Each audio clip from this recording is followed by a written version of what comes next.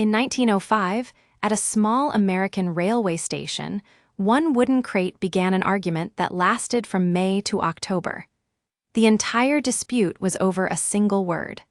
Listen for what keeps growing while the adults exchange letters. Shall we begin? One bright May morning, the train left a single wooden crate on the platform at Westcott Station.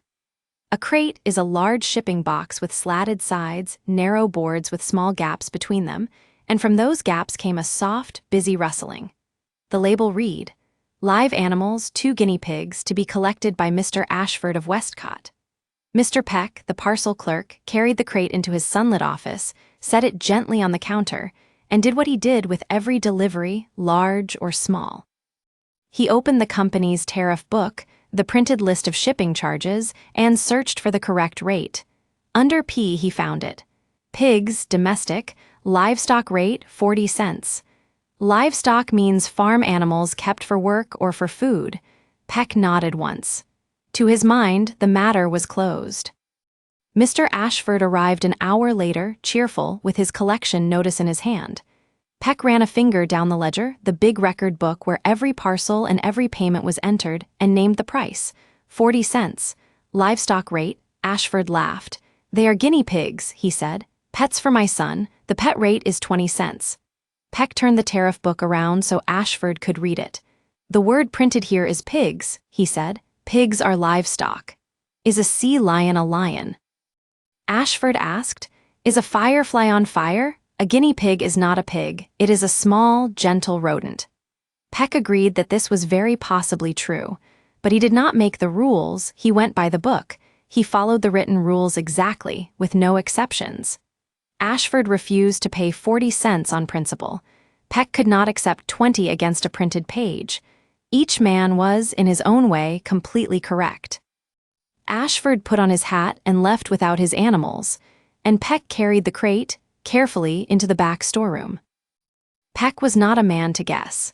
When a rule was unclear, there was a procedure, and the procedure was a letter. That same week, he wrote to the district office in his best round handwriting. For guinea pigs, was the correct charge the livestock rate or the pet rate?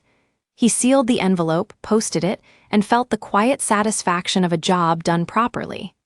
In the meantime, in the time between sending a question and receiving its answer, the animals had to be fed. Peck gave them oats, fresh water, and clean hay, and moved their crate to the coolest corner of the storeroom, near its big bright window. The company would answer.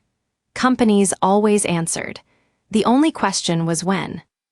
A quick language stop, 4 phrases from the freight office.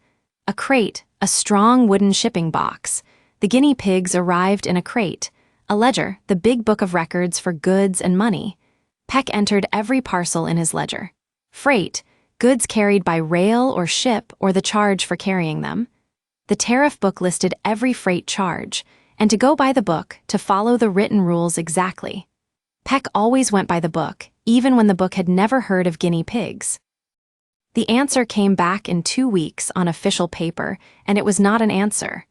Before ruling on the rate, the district office wished to know the exact number and nature of the animals in question. Peck took up his pen with a small sigh, and here a difficulty appeared. Guinea pigs are famous for one thing above all others, and that thing is multiplication. By the time Peck sat down to reply, the honest number was no longer 2. It was 8. He reported 8 because the truth was the truth, added that all were in excellent health, and posted his letter on the evening train. The district office read his reply and decided the question was too large for a district. They referred the matter to the head office. They passed it upward to people with more authority to decide. There, a young clerk named Mr. Bell received the file, stamped it, and sent Peck a printed card.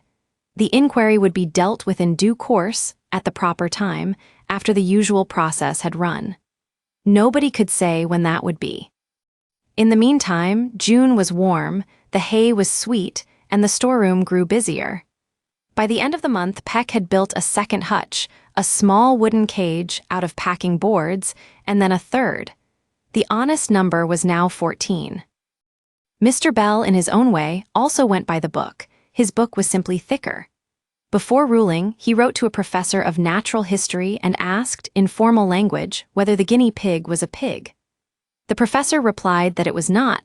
It was a rodent from South America, no relation to any pig whatsoever, and the professor's letter then traveled from desk to desk at head office, gathering signatures for the better part of 2 months.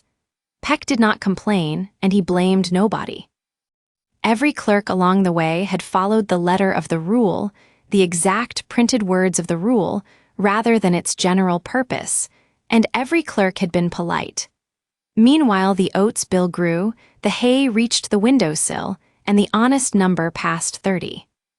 By September, the back storeroom belonged to the animals.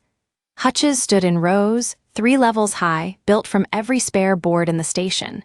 Their residents were glossy, contented, and very numerous. Peck fed them before the morning freight train and after the evening one, and in between he wrote letters. His 4th letter to head office was 1 sentence long: "Please rule soon, as the animals are increasing weekly." There was one more complication, and Peck reported that too. Mr. Ashford had taken a new position in another city and moved away in August, leaving no address with the station. The original 40 cents was still unpaid. The original 2 animals were now impossible to point out. One more language stop, 4 phrases for slow official mail. To refer a matter to someone, to pass a question upward to a person with more authority. The district referred the matter to head office. In the meantime, during the waiting between one event and the next, Peck fed the animals. In due course, officially, sooner or later, once the usual process has run, the ruling would come in due course. And the letter of the rule, the exact words of a rule rather than its general purpose. Every clerk followed the letter of the rule. On the 3rd of October, an envelope arrived with the head office seal, and this time it was an answer. Sheet 1, guinea pigs were pets, not livestock. The pet rate applied, 20 cents an animal, 40 cents for the consignment of 2. Sheet 2, since the consignee, the person a shipment is addressed to, could no longer be found, the entire consignment was to be forwarded to head office, charges entered against the company itself. Peck read both sheets twice and folded them into the ledger. The word had been decided. Due course had taken exactly 5 months. He put on his cap, walked to the storeroom door, and went to find every empty crate in the station. The next morning, Peck and the station boy carried crates from the storeroom to the platform, 8 animals to a crate, each crate lined with clean hay. The 9 o'clock freight waited with its door rolled open. Peck counted aloud as they loaded, the way he counted everything in a steady voice. 4 crates. 8. 12. 16. 20 crates went up into the freight car, 160 animals, in perfect health, traveling to head office at the pet rate. In May, someone had asked for the right word for 2 guinea pigs.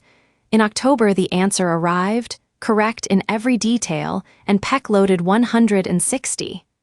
He entered the number in the ledger in his best round hand, blotted the ink, and closed the book. Then he swept out the storeroom, propped its door open to air, and walked out to meet the morning train. Let's look back and see how much you caught. Who did the district office refer the matter to, and what did the professor say a guinea pig really was? Every clerk went by the book and followed the letter of the rule, so where did 160 animals come from? Say your answers out loud if you can. And keep one number in mind. It all began with 2. If this story made you smile, good, relaxed ears remember more. Tomorrow, replay the episode and count how many of the 8 phrases you catch. The full list is in the description. English Story Lab posts new graded stories every week, from Easy A2 to Advanced C2, so subscribe and step up whenever you feel ready. Until next time, mind how you go.